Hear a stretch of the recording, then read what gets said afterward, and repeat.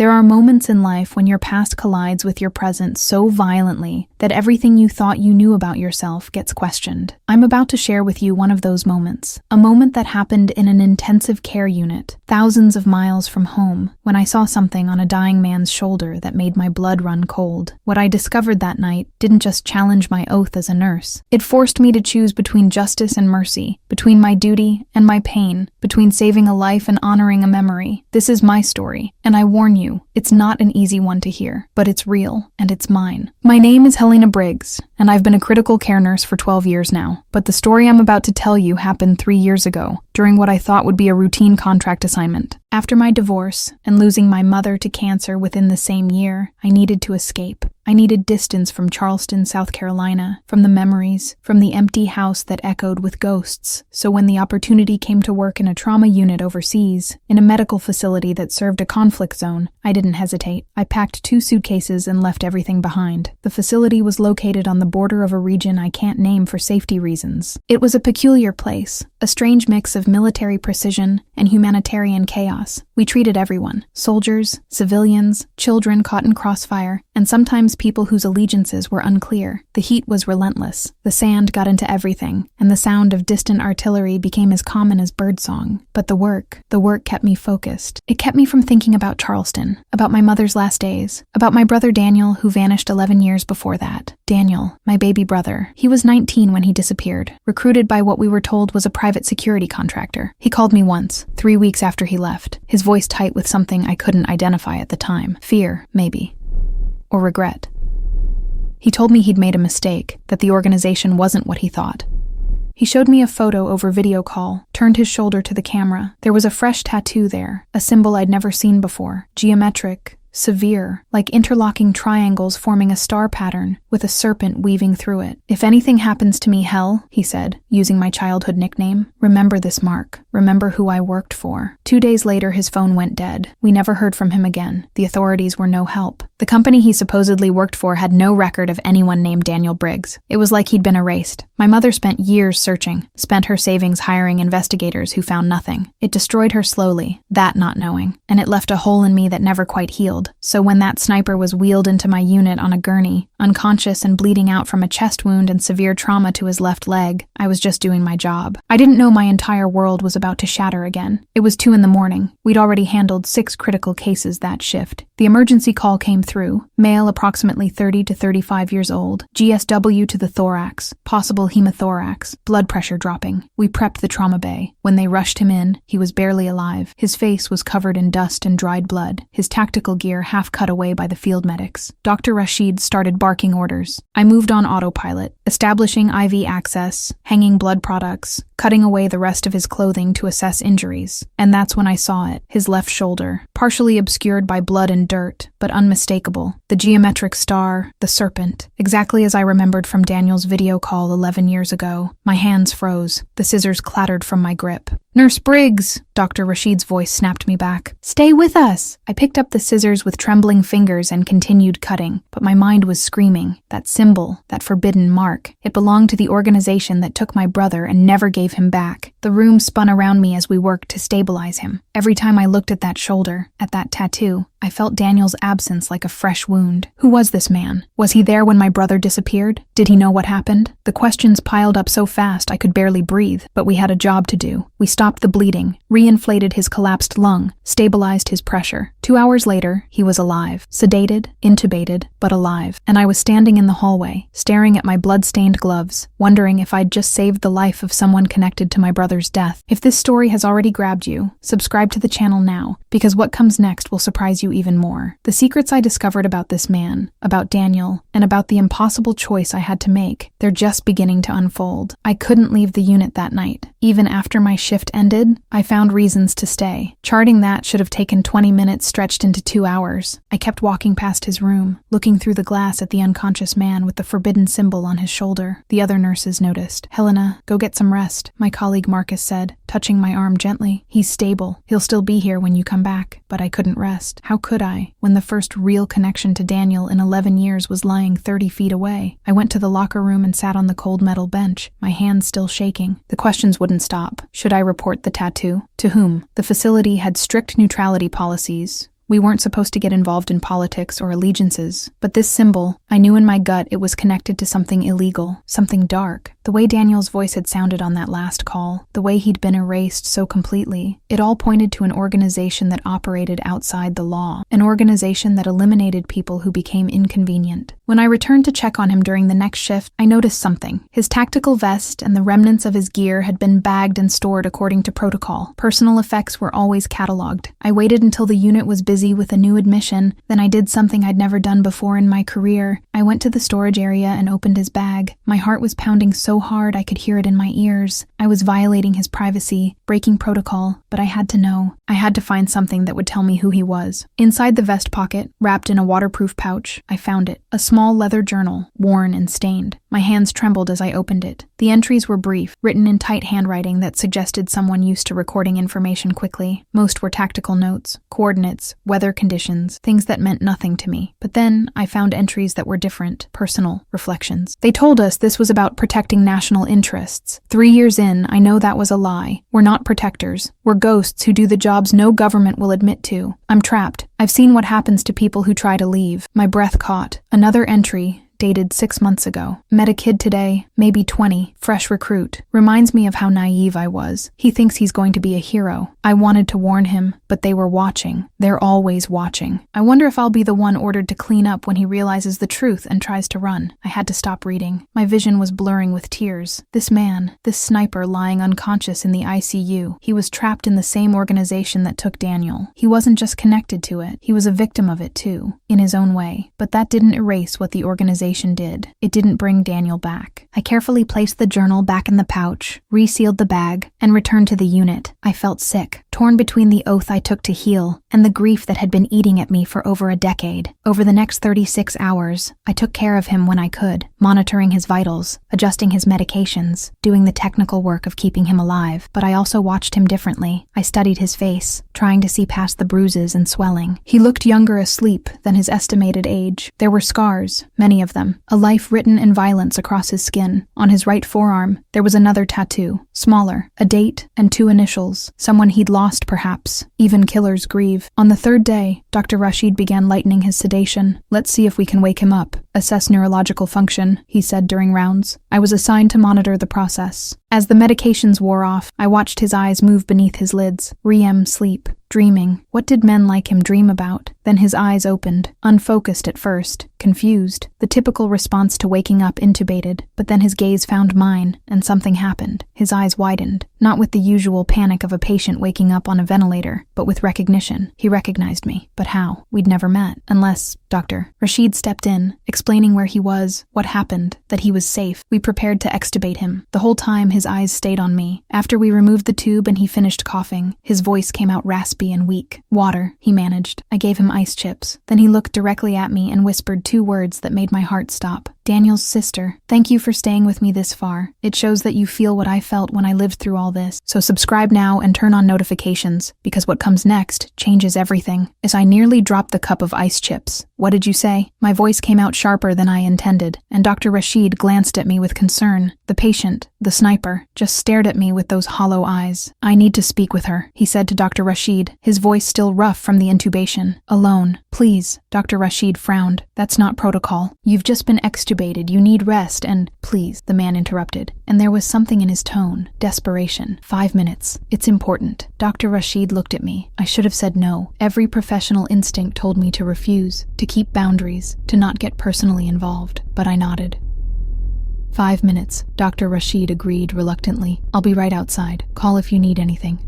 Then we were alone. The machines beeped steadily.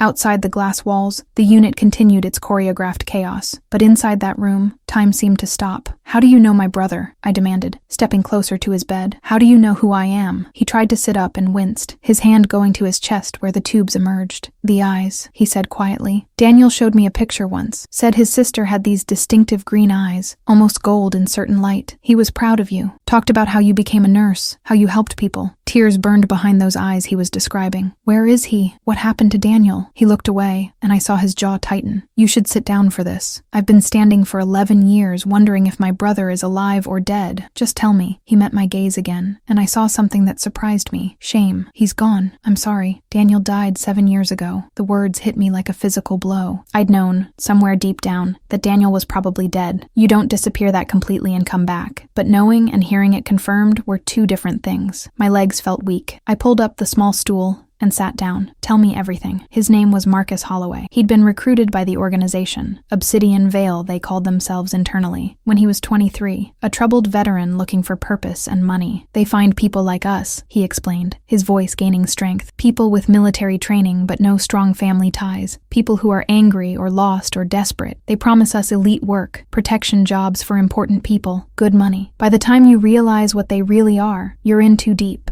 "Daniel figured it out faster than most of us," Marcus continued. "He was smart, your brother. Too smart. 3 months in, after his second assignment, he started asking questions, started refusing certain jobs. That's when they assigned me to watch him. I felt anger rising in my throat. You spied on my brother? I was ordered to, but I didn't report everything. I liked Daniel. He reminded me of why I'd joined the military in the first place, before everything got complicated. He talked about his family, about his mom and his sister, the nurse who saved lives while he was learning to take them. He hated what he'd become. Marcus told me that Daniel had planned to desert. He'd made contact with a journalist, someone who was investigating private military contractors. He was going to blow the whistle on Obsidian Vale, expose their illegal operations. I tried to warn him, Marcus said, and his voice cracked. I told him they had people everywhere, that the journalist couldn't protect him, but he said he couldn't live with himself anymore. He said his sister would be ashamed if she knew what he'd done. The night he ran, they sent a team, 4 of us. I was one of them. He paused, swallowing hard. We found him at a safe house in Bogota. I wasn't part of the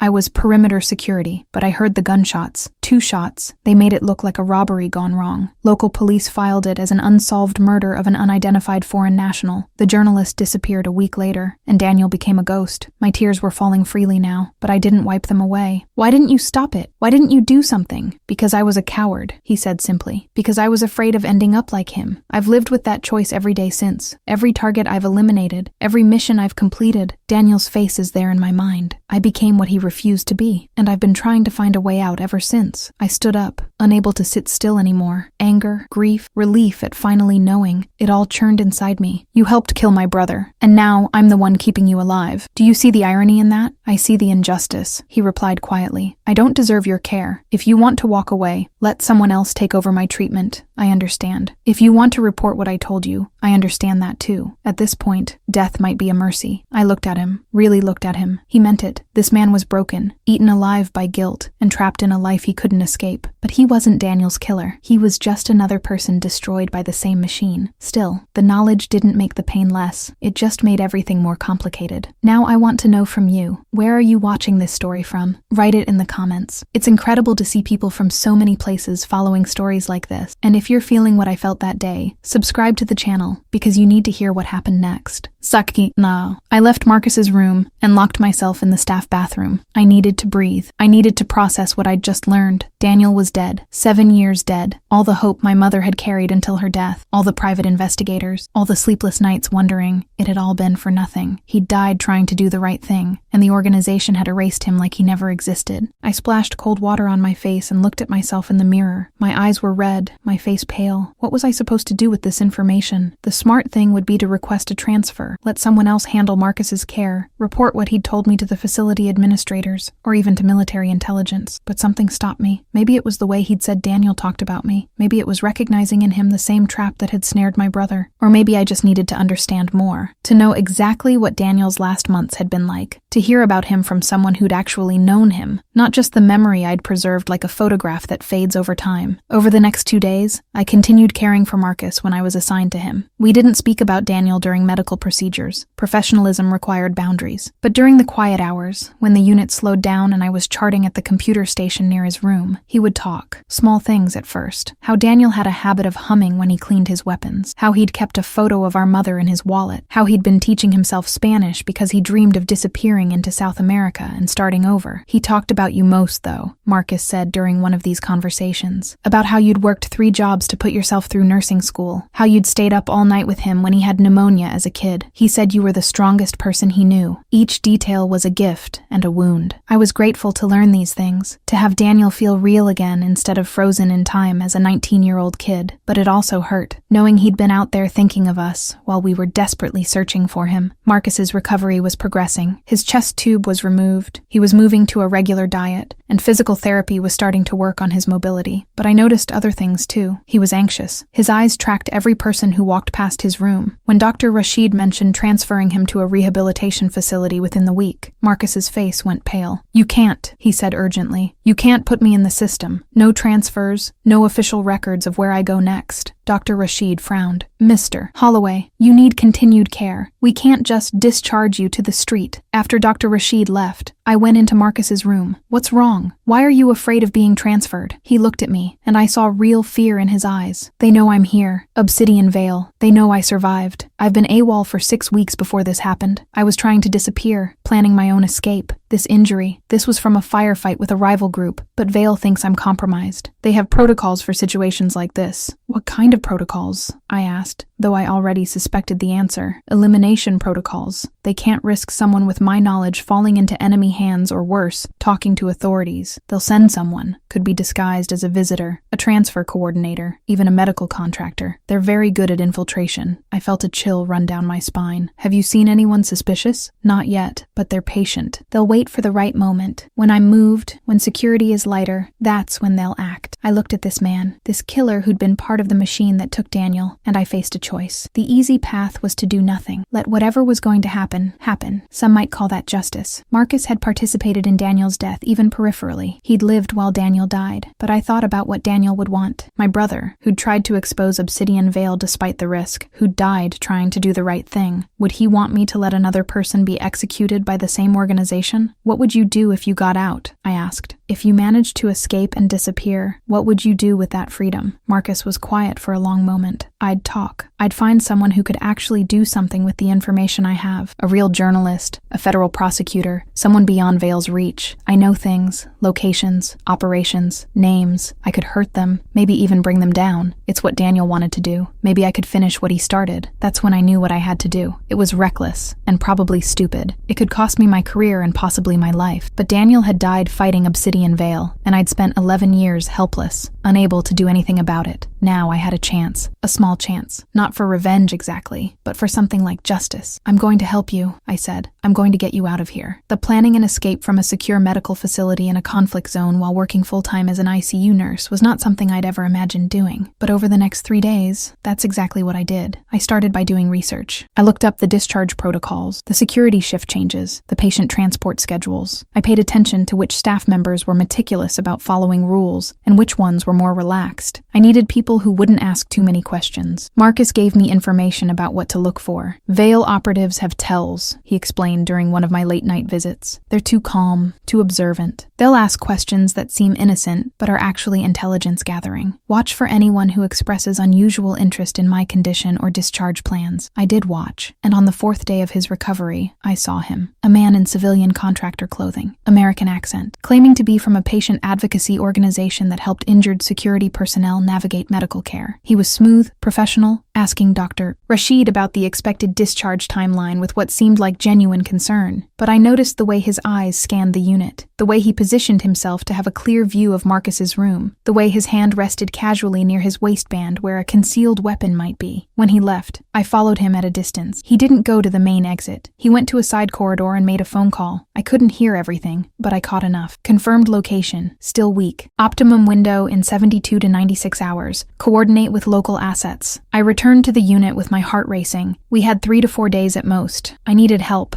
I couldn't do this alone. The person I thought of was Kareem, an ambulance driver who'd worked at the facility for years.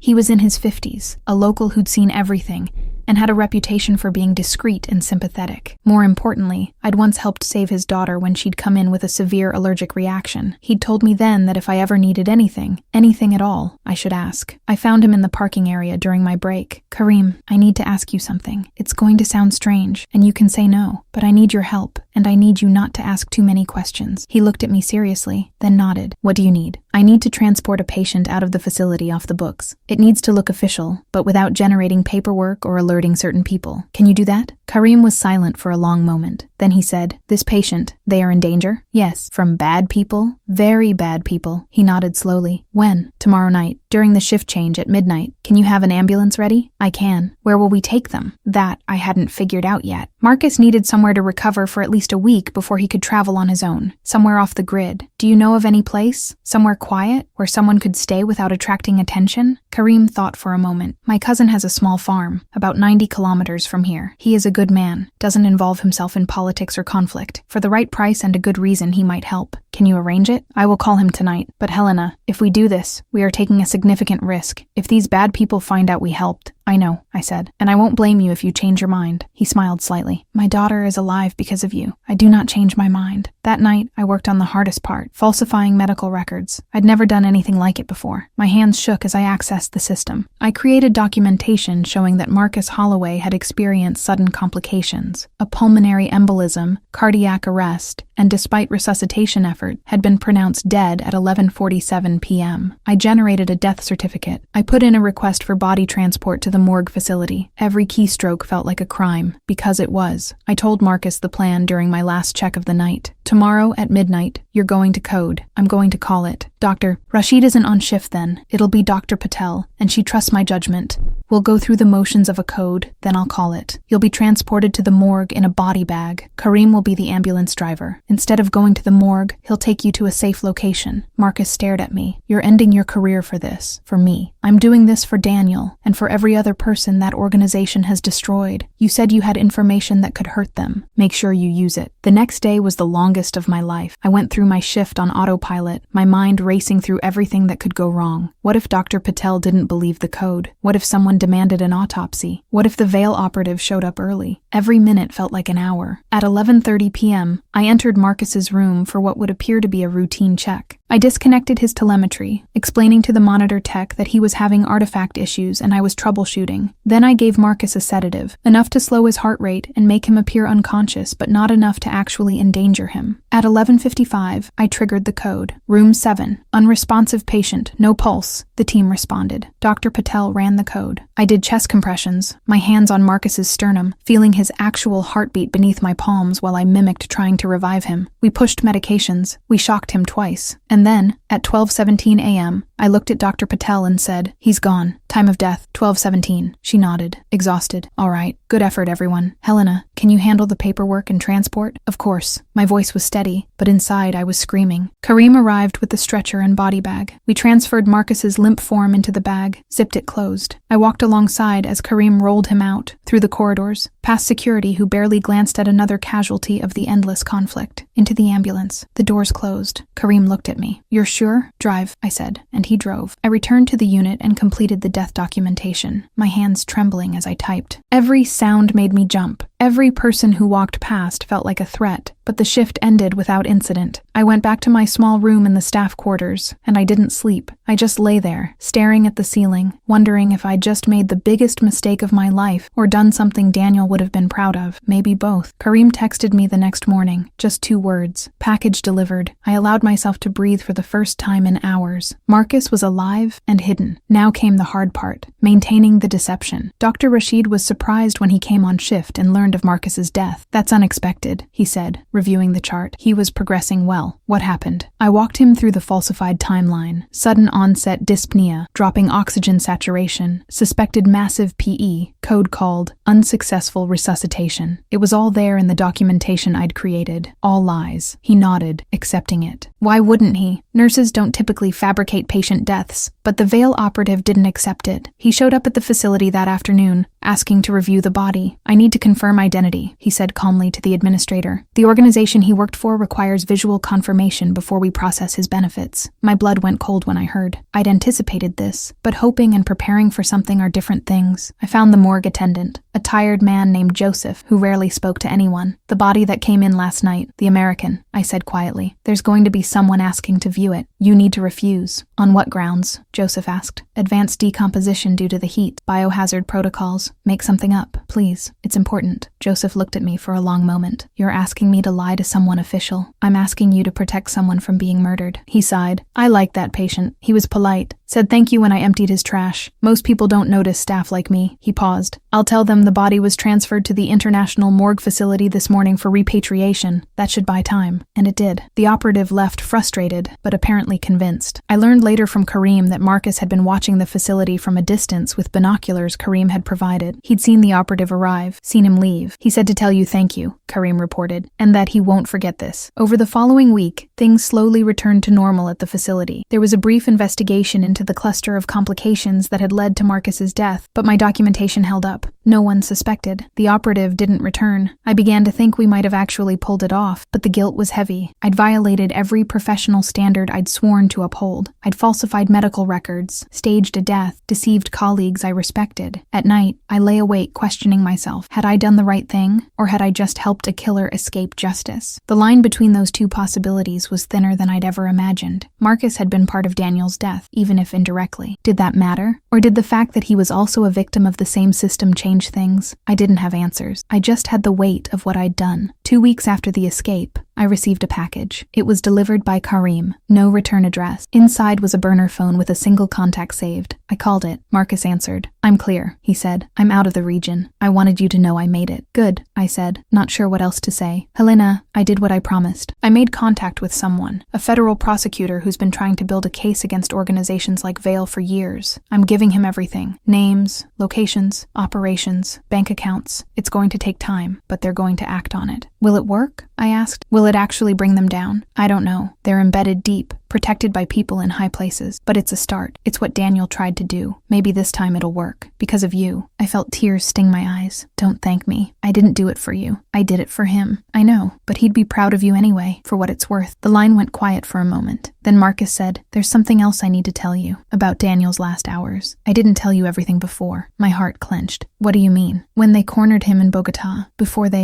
it happened, Daniel fought. He took down one of them. And in those final moments, he wasn't afraid. He was defiant. He told them that they could kill him, but they couldn't stop what he'd started, that someone would finish it. I was there, on the perimeter, but I heard him through the comms. His last words were about you and your mother. He said, tell my family I'm sorry I couldn't come home. I couldn't tell you that before because I wasn't supposed to have heard it. But you deserve to know. He died brave, Helena. He died fighting. I was sobbing now, unable to hold it back. All these years, I'd wondered if Daniel had suffered, if he'd been afraid, if he'd thought about us at the end. Now I knew. Thank you for telling me, I managed to say. I'll stay in touch, Marcus said. Only when it's safe, but I'll let you know how the case progresses. And Helena, watch your back. I don't think they connected you to my escape, but be careful anyway. The line went dead. Nina and I stayed at the facility for 3 more months after Marcus escaped, partly because leaving immediately would have looked suspicious, partly because I wasn't sure where to go or what to do next. The weight of everything I'd done, everything I'd learned, it changed me. I looked at patients differently, wondering about their stories. I thought about Daniel constantly, about his courage in those final moments, about how he'd tried to expose Obsidian Veil and paid with his life, about how I'd helped Marcus finish what Daniel started, even though it meant crossing lines I'd never imagined crossing. The nightmares started around then. I'd dream about Daniel in that safe house in Bogota, fighting against impossible odds. I'd dream about Marcus bleeding out on my unit floor while I stood there frozen. I'd dream about the Veil operative discovering what I'd done, about him coming for me with cold, efficient violence. I started drinking coffee at night to avoid sleeping. My performance at work suffered. Dr. Rashid pulled me aside one day. Helena, you're exhausted. You're making small errors. Nothing dangerous yet, but I'm worried. Maybe you need a break. When's your next scheduled leave? I took his advice. I requested a month of leave and flew back to Charleston. Being home was strange. The house was exactly as I'd left it, but it felt different. Everything felt different. I visited my mother's grave and told her what I'd learned about Daniel, that he'd died fighting, that he'd been brave, that his last thoughts had been of us. I'd hoped it would bring me peace, but instead, it just made the loss feel fresh again. Knowing is supposed to help with grief, but sometimes it just gives you new things to grieve. I spent hours going through old photos. Daniel as a kid, gap-toothed and grinning. Daniel in his high school football uniform. Daniel at 19, right before he disappeared, standing in our kitchen with that uncertain smile. I'd memorized these images years ago, but now they meant something different. Now I knew how his story ended, and these frozen moments felt both precious and unbearably sad. I wondered if I should feel satisfaction that I'd helped Marcus escape, that Daniel's mission might finally succeed. But mostly, I just felt tired. 3 weeks into my leave, I got a call on the burner phone. "Marcus, turn on the news. CNN.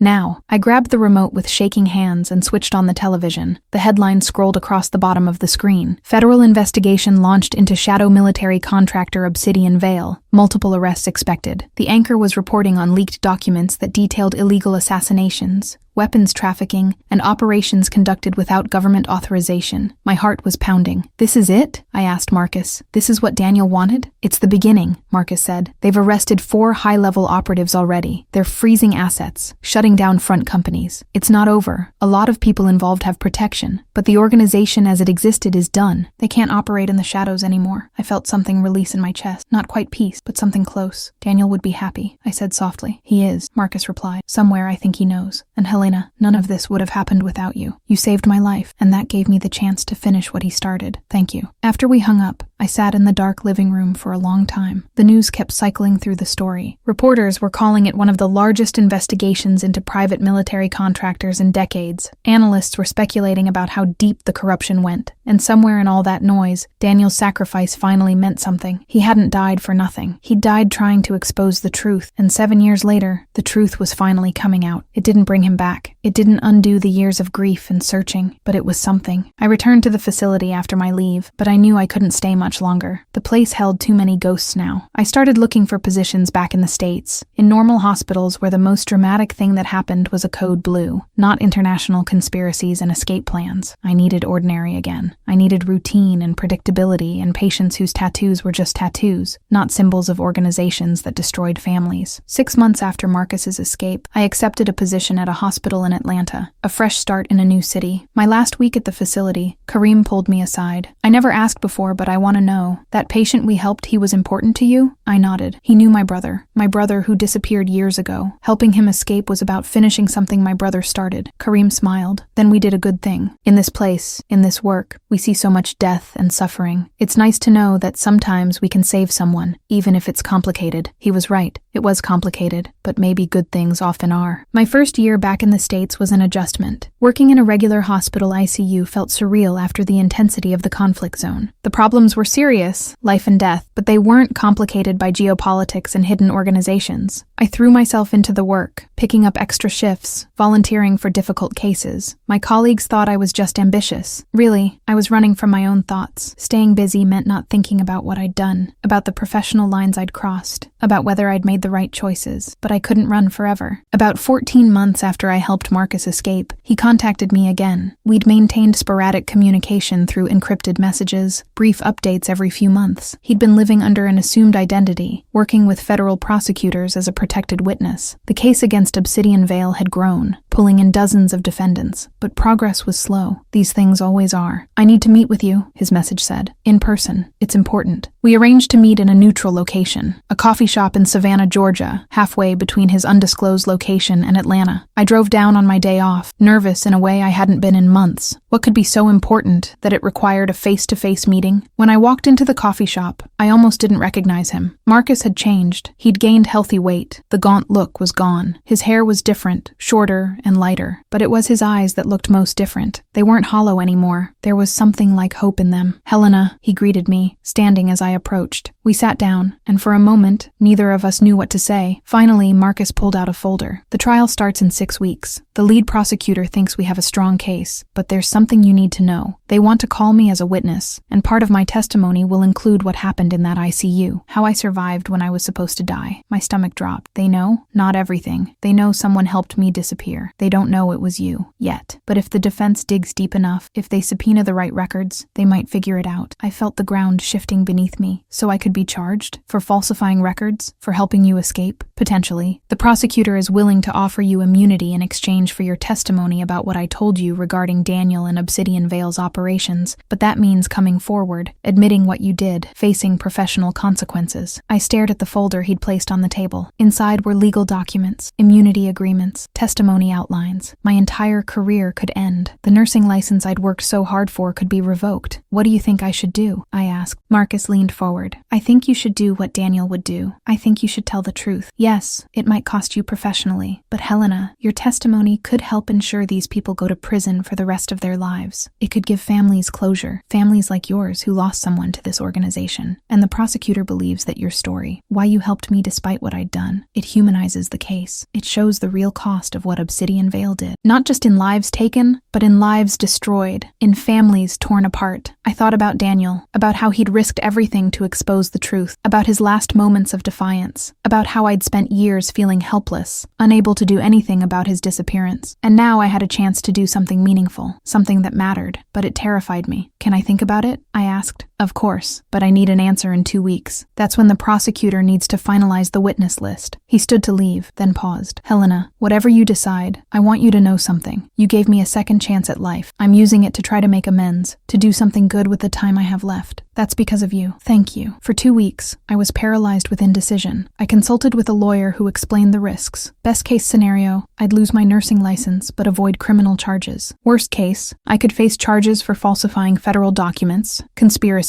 obstruction. The lawyer was blunt. This is a significant risk. Are you prepared for the consequences? I visited my mother's grave again. I stood there for an hour, just talking to her, asking what she thought I should do. The wind moved through the trees, and I remembered something she'd said once, years ago when we were still searching for Daniel. Sometimes doing the right thing costs us everything, but we do it anyway, because that's what makes us human. I made my decision. I called the prosecutor's office and agreed to testify. The immunity deal was drawn up, signed, sealed, and then I did something I'd been dreading. I contacted the Georgia Board of Nursing and self-reported what I'd done. I explained everything, the falsified records, the staged death, the reasons why. I didn't try to excuse it or minimize it. I just laid it out honestly. The board opened an investigation immediately. I was placed on administrative leave pending the outcome. My colleagues were shocked. Some were supportive, saying they understood why I'd done it. Others were judgmental, saying I'd betrayed the profession. Both were right. The trial was a media circus. Obsidian Vale had operated in the shadows for decades, but now everything was being exposed in open court. Marcus testified for 3 days, detailing operations, naming names, describing the organization's structure. When it was my turn, I walked into that courtroom with my hands shaking but my voice steady. I told Daniel's story. I told my story. I explained why I'd helped Marcus escape, knowing it meant breaking every rule I'd sworn to uphold. The defense attorney tried to paint me as an accomplice, as someone who'd helped a killer evade justice. The prosecutor countered that I was a sister who'd been fighting for truth for 11 years, who'd made an impossible choice in an impossible situation. The jury deliberated for 4 days. When they came back, the verdicts were mixed. Some defendants were acquitted on technicalities, but the key leaders of Obsidian Vale were convicted on multiple counts: conspiracy to commit murder, weapons trafficking, operating an illegal paramilitary organization, obstruction of justice. The sentences were substantial: 30 years, 40 years, life in some cases. It wasn't perfect justice. Some people who deserved punishment walked free, but it was more justice than families like mine had ever gotten before. And the professional consequences came swiftly. The Georgia Board of Nursing revoked my license. The decision was unanimous. I'd violated fundamental ethical standards, falsified medical records, and compromised patient care standards, even if it was to save a life. The board acknowledged the complexity of my situation, but ultimately ruled that a nurse who falsifies death certificates cannot practice nursing. I understood. I didn't agree, but I understood. Nursing requires trust, and I'd broken that trust in a fundamental way. At 38 years old, I had to figure out who I was if I wasn't a nurse. It was devastating. Nursing hadn't just been my career, it had been my identity for 16 years. I'd defined myself by it. I was Helena Briggs, RN, ICU nurse, someone who saved lives. Now I was just Helena Briggs, unemployed and unemployable in the profession I loved. The depression was heavy. Some days I couldn't get out of bed. I'd thrown away everything for a man who'd been complicit in my brother's death. And even though the trial had succeeded, even though Obsidian Vale was destroyed, I couldn't help but wonder if it had been worth this price. Marcus reached out during this time. "I'm sorry," he said over the phone. "I'm sorry that helping me cost you so much." "Don't be," I replied, though my voice was hollow. "I made my choice. I knew the risks." "What will you do now?" he asked. I didn't have an answer. For months I drifted. I worked retail for a while, stocking shelves at a supermarket. The work was mindless, which was almost a relief. I didn't have to think, didn't have to make life or death decisions, but it also felt meaningless. After years of work that mattered, that saved lives, selling groceries felt like existing rather than living. Then something unexpected happened. I was contacted by a documentary filmmaker who'd been following the Obsidian Vale trial. She wanted to make a film about private military contractors, about the people they hurt, about the courage it took for whistleblowers like Marcus to come forward, and she wanted to include my story. "Your testimony was one of the most powerful parts of the trial," she explained. "The way you talked about your brother, about making an impossible choice, it resonated with people. I think your story needs to be heard more widely." I was hesitant. The last thing I wanted was more attention, more judgment. But she made a compelling argument. "There are thousands of families like yours, people who've lost loved ones to organizations that operate outside the law. Your story gives them hope that justice is possible. It shows that ordinary people can fight back, even when the cost is high. Please, consider it." I agreed, and over the next 6 months, I participated in the documentary. We filmed interviews, gathered archival footage, connected with other families affected by Obsidian Vale. It was painful, reliving everything, but it was also cathartic.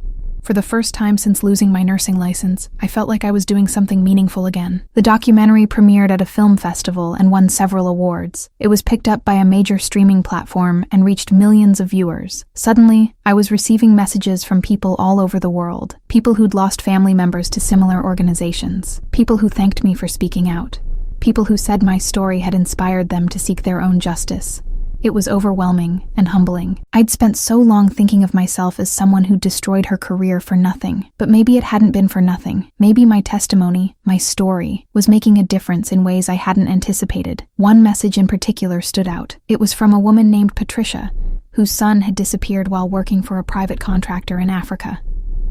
She'd spent 8 years searching for answers with no success. After seeing the documentary, she'd connected with the federal prosecutor from the trial, who'd agreed to look into her son's case using some of the intelligence from the Obsidian Vale investigation. "Your courage gave me courage," she wrote. "For the first time in years, I have hope. Thank you." I read that message over and over. Maybe this was my purpose now. Not saving lives in an ICU, but helping families find truth and justice. It was different than I'd planned, but it mattered. I started speaking at conferences about medical ethics, about the gray areas where professional duty conflicts with moral obligation. I consulted with advocacy groups that supported families of missing contractors and military personnel. I connected people with resources, with lawyers, with investigators. It wasn't nursing, but it was care of a different kind. And slowly, painfully, I started to rebuild my sense of purpose. I was still Helena Briggs. I was still someone who helped people. The method had changed, but the mission was the same. It's been 3 years now since that night in the ICU, when I saw the tattoo on Marcus Holloway's shoulder. 3 years since I made the choice that cost me my nursing career, but gave me something else, something I'm still figuring out how to name. Justice, maybe, or redemption, or just the knowledge that I did what Daniel would have wanted me to do. The path forward hasn't been easy, and there are still days when I mourn the loss of nursing, when I see a news story about a medical emergency, and feel that familiar pull, that instinct to help that defined me for so long. But I'm not the person I was before. That night changed me fundamentally. I learned that the world is more complicated than I wanted it to be, that good people sometimes do terrible things, and terrible people sometimes do good things. I learned that justice is messy and imperfect, that closure doesn't always feel the way you think it will. Most importantly, I learned that I'm stronger than I knew, strong enough to make impossible choices, strong enough to face consequences, strong enough to build something new from the ruins of what I lost. Marcus and I still talk occasionally. He's built a new life under his new identity. He works in construction now, something completely different from his past. He says the physical labor helps him sleep at night, that building things feels like penance for all the things he destroyed. He's in therapy, working through the trauma and guilt. He'll never fully escape what he did, but he's trying to be better, trying to honor the second chance I gave him. Sometimes I wonder if I did the right thing saving him. Other times I'm certain I did. Most times I sit with the uncertainty and accept that I'll never know for sure. The families I've connected with through advocacy work have become a community. We share a bond forged from loss and the relentless pursuit of truth. We support each other through the hard days and celebrate the small victories when they come. Patricia, the woman whose son disappeared, got answers last year. It wasn't the answer she wanted. Her son had died in an unsanctioned operation, but knowing was better than the endless wondering. I was with her when she received the news. We cried together. Then she thanked me, and I realized that this work, helping people find closure, it's a different kind of healing. I'm still a nurse in a way, just tending to different wounds. I visit Daniel's grave regularly now. I bring flowers, usually sunflowers because those were his favorite. I tell him about the trial, about the convictions, about how Obsidian Veil was dismantled piece by piece. I tell him about the documentary, about the families who found answers because of what he tried to do. I tell him I'm sorry it took so long, but his sacrifice meant something. It meant everything. Sometimes I imagine what he'd say if he were here. Probably something about how I always had to make things complicated, how I couldn't just let things be. But I think he'd understand. I think he'd be proud. The question I get asked most in interviews and speaking engagements is whether I regret what I did. People want a clean answer. They want me to say either yes,